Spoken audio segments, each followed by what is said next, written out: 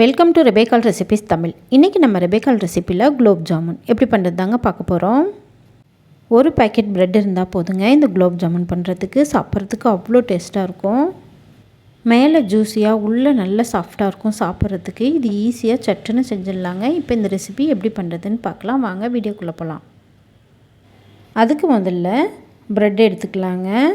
நான் ஒரு பேக்கெட் மைதா மாவு ப்ரெட் எடுத்திருக்கேன். நீங்கள் எந்த பிராண்டு ப்ரெட்டு வேணாலும் எடுத்துக்கலாம். எடுத்துகிட்டு இந்த மாதிரி ஓரங்களில் 4 பக்கமும் இந்த மாதிரி கட் பண்ணி எடுத்துக்கலாம். இது நமக்கு தேவையில்லை. ஓரங்களெல்லாம் கட் பண்ணிட்டு வந்தாச்சு. இது ஒரு பாத்திரத்தில் சேர்த்துட்டு இந்த மாதிரி கையால் நல்லா உதிர்த்து விட்டுக்கோங்க. உதிர்த்துட்டு இது கூடவே கொஞ்சம் கொஞ்சமாக பால் சேர்த்து நம்ம சப்பாத்தி மாவு பதத்துக்கு நல்லா பிசைஞ்சு விட்டுக்கணும். கையில் ஒட்டுற மாதிரி தாங்க இருக்கும். ஒரு 10 நிமிஷம் நம்ம இதை அப்படியே ஊற வச்சிடலாம். இது ஊறுறதுக்குள்ளார நம்ம சர்க்கரை பாவு ரெடி பண்ணிக்கலாம். ஒரு கடாயில் 1 கப் சர்க்கரை சேர்த்துக்கோங்க. இதனுடைய அளவு வந்து 400 கிராம். கூடவே 1 கப் தண்ணி சேர்த்துக்கோங்க. 400 கிராம் சர்க்கரைக்கு 400 கிராம் தண்ணி சேர்த்துக்கணும். 2 ஏலக்காவை தட்டிட்டு சேர்த்துக்கோங்க. கொஞ்சமாக குங்குமப்பூ சேர்த்துக்கோங்க. இது வந்து ஆப்ஷனல் தான், தேவையில்லைன்னா ஸ்கிப் பண்ணிடலாம். உங்கள்கிட்ட இருந்தால் சேர்த்துக்கோங்க, இல்லைன்னா பரவாயில்ல. நல்லா கலந்து விட்டு ஒரு கொதி வந்து 10 நிமிஷம் கொதிக்கணுங்க. பாகுப்பதம் கம்பிப்பதம் எதுவுமே தேவையில்லை.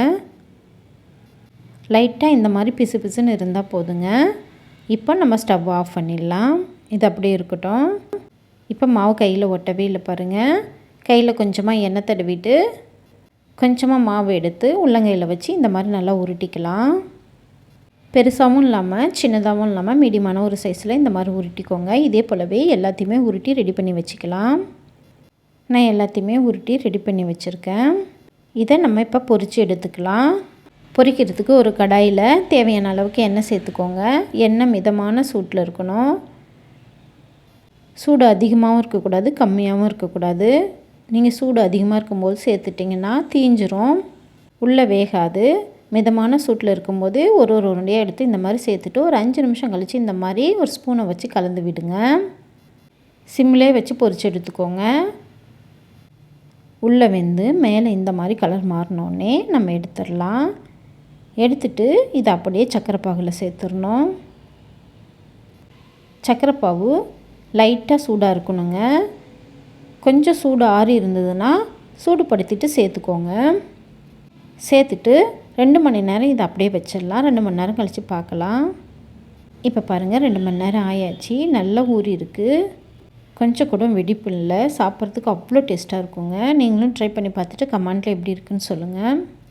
இந்த வீடியோ உங்களுக்கு பிடிச்சிருந்தால் லைக் பண்ணுங்கள், ஷேர் பண்ணுங்கள், கமெண்ட் பண்ணுங்கள். மறக்காமல் நம்ம சேனலுக்கு சப்ஸ்கிரைப் பண்ணுங்கள். தேங்க்யூ ஃபார் வாட்சிங்.